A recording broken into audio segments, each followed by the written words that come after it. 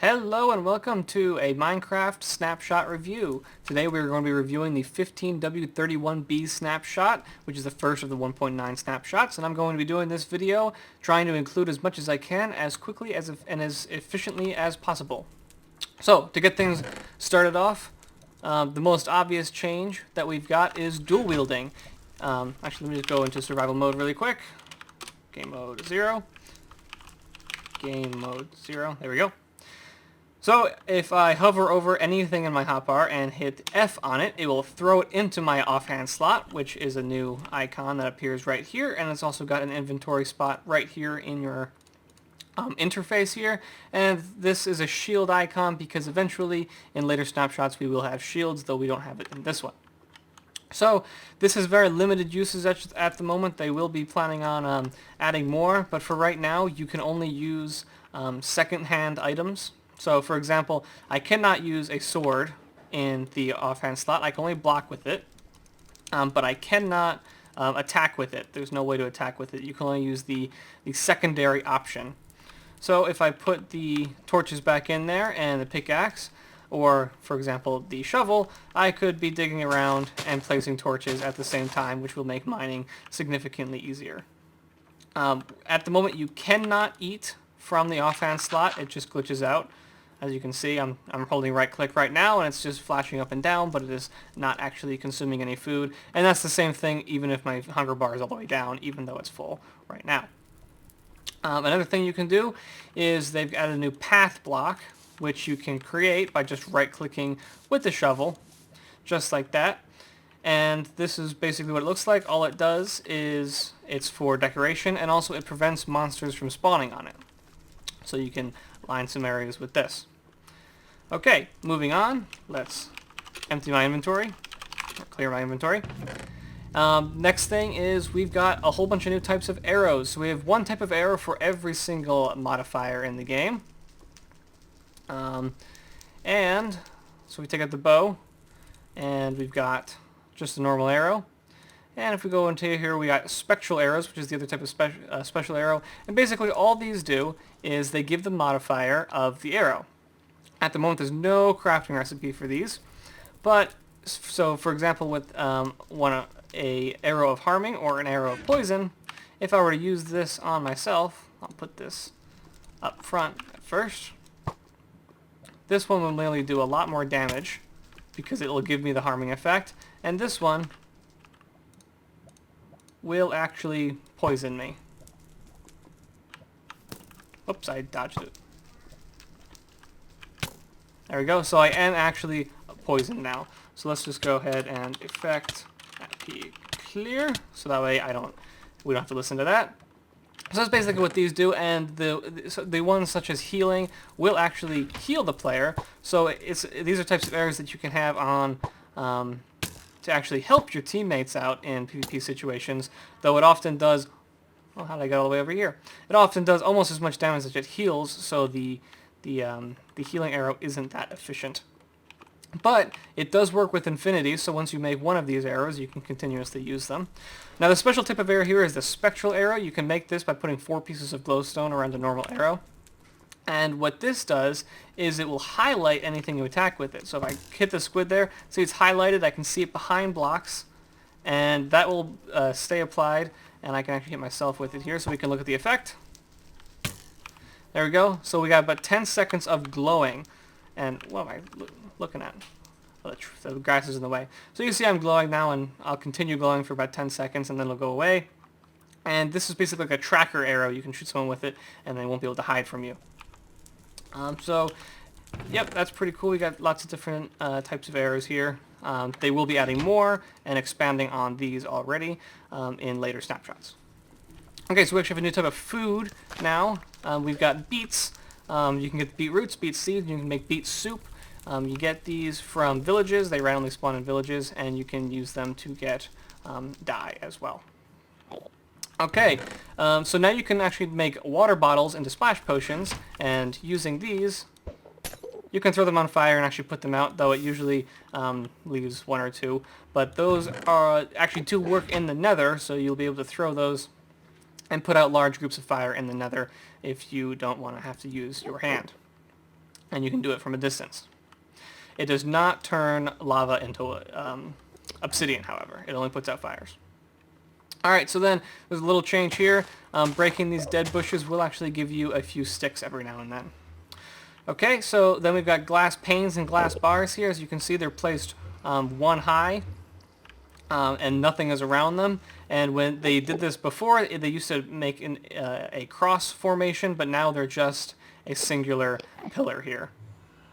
Okay, so we've got this Enderman here, and as you can see, he's holding a grass block.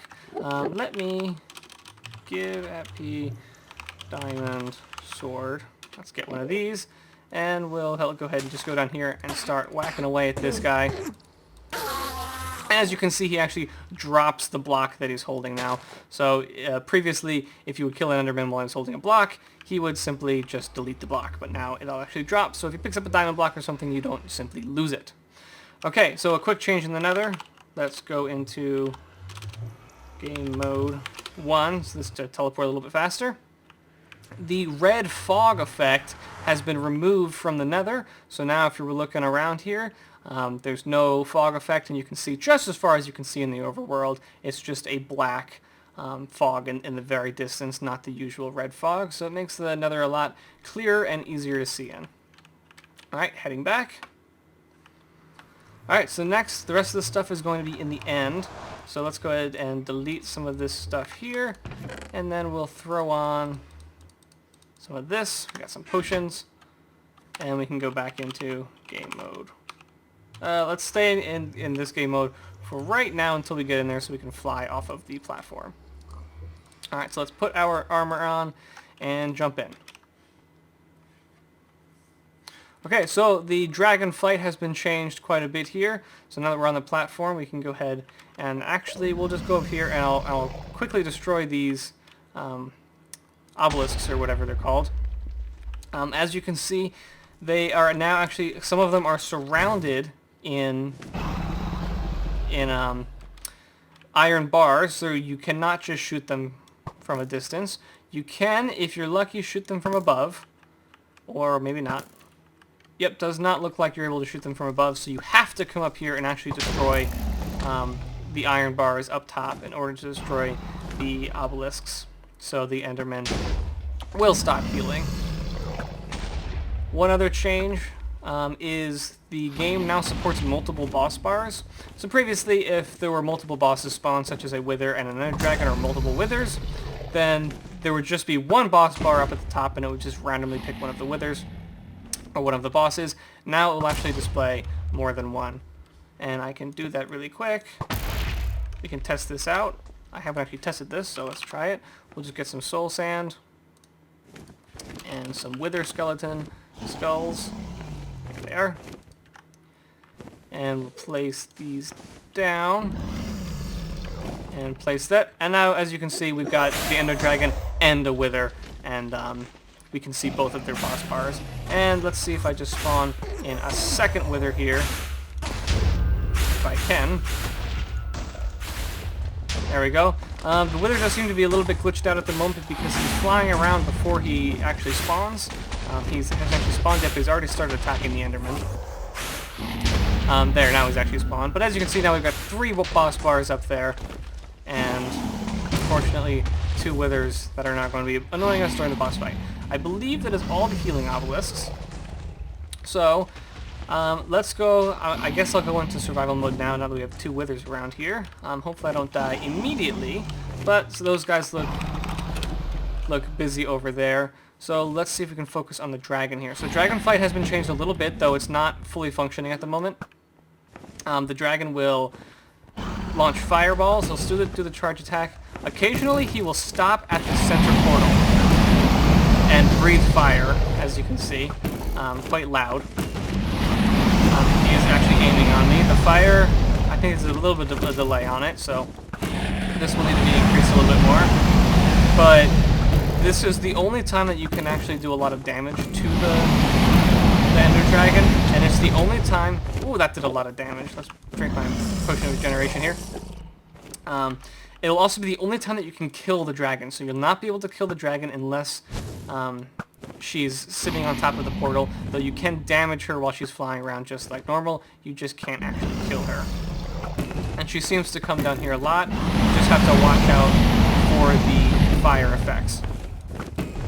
She will shoot fireballs when she's flying around, which she's not doing much at the moment. I'm going to turn down my sound effects just a little bit. I'm not sure how loud they are on the video, but I can't imagine they're very quiet considering how loud they are in my ears. So as you can see, a pretty easy fight, though I do have a quite powerful bow. I've got power 5 on it. So the fight isn't actually that much harder, but it will be increased more yet. It is definitely not done. So let's see if we can just get her a little bit down. She's a little bit too far away. It's quite easy to hit her while she's here. And looks like maybe she's dying. There she goes. Okay, so now she's dying. She does the usual effect, but now the portal will always spawn in the center here because that's the only place you can actually kill her. Though it looks like it spawned actually directly on top of the portal that was already there, so that's interesting. There will be a way to respawn the dragon, but at the moment it's not implemented, though you can respawn the dragon by creating a creeper face with clay, but I'm not going to do that because we've already fought the dragon. So this will lead us out just like normal, but if we look around, we should be able to find, there it is, another, is he looking at me? Let's go back into creative mode really quick so we can fly up here and take a look at this that has spawned up here. This will randomly spawn once you defeat the dragon, and the only way you can get into it is either by glitching through the blocks or by using an ender pearl. So if we use an ender pearl, it will actually teleport us to the second area of the end. And this is different than the original. There's no dragons around here, and there's lots of these plants. So if I go back into survival mode, actually let me give myself an axe first because I believe that's the tool you need. Game mode 0. Alright, so if you hit the bottom of the axe here, it will actually destroy the entire plant and give you a lot of these fruits. These fruits, when eaten, will heal 2 little hunger bars and randomly teleport you somewhere in the area, not too far, and you can actually eat them when you're full hunger. So you can teleport even when you are you still have food. So if we go back into creative mode here, come up to the top, you can harvest these. Go back into game mode 0. You can harvest these flowers up top, but you can only do it by hand. You cannot do it by breaking the base. So you actually have to climb up here and get these flowers. And these are what you use to actually farm it. So if I come back down here and place these, they have to be placed on endstone, and they can be grown in the overworld. As you can see, they begin to start growing. So you can easily farm a lot more of this fruit.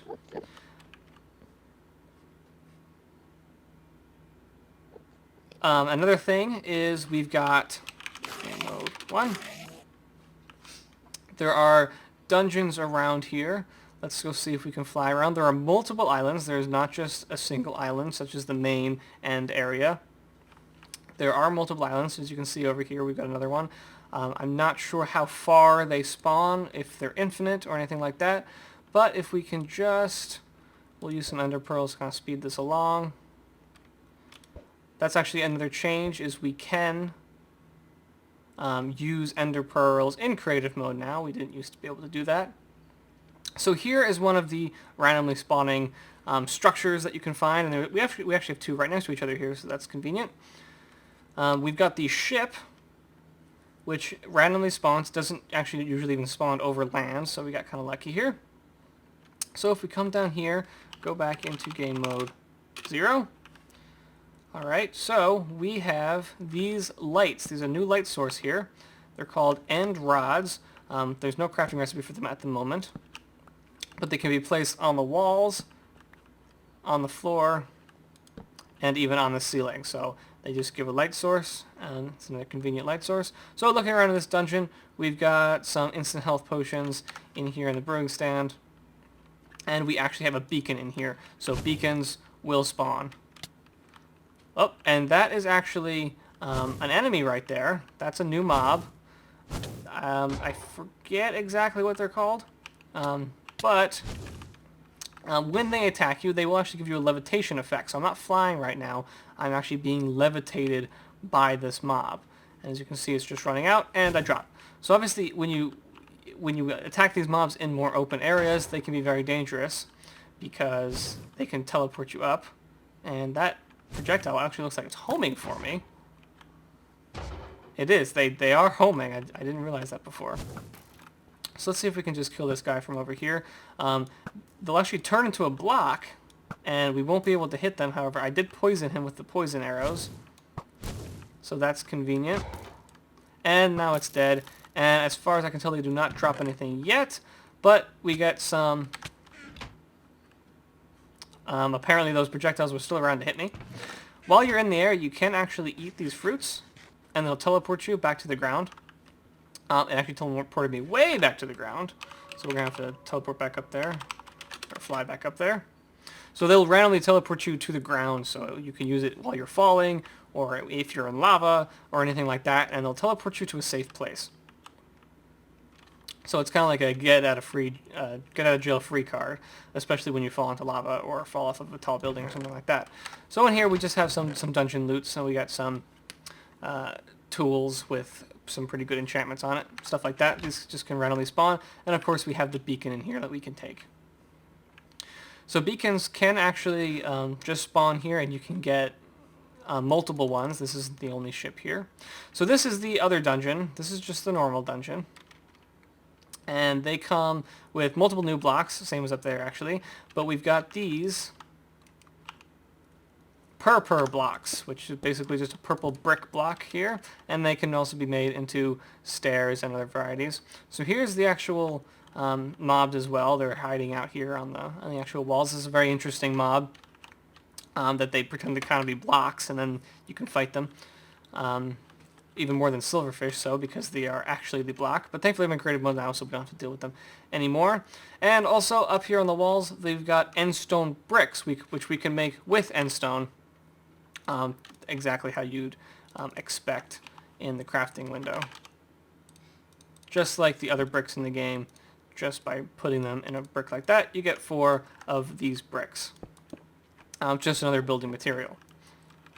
So if we come up here, I assume we'll just have mobs spawning and stuff in here.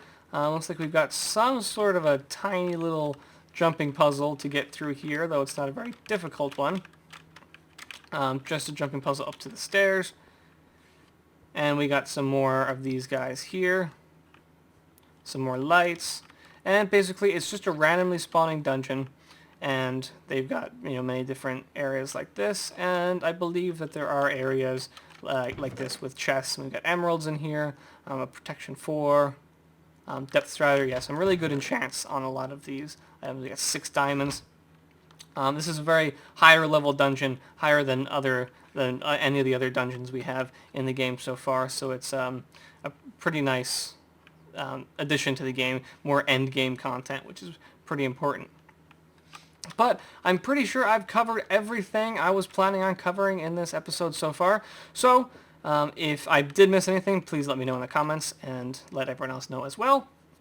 And leave a like if you enjoyed. I'm going to be doing more of these snapshot videos as the snapshots come out, trying to cover as much as I can without taking a lot of time.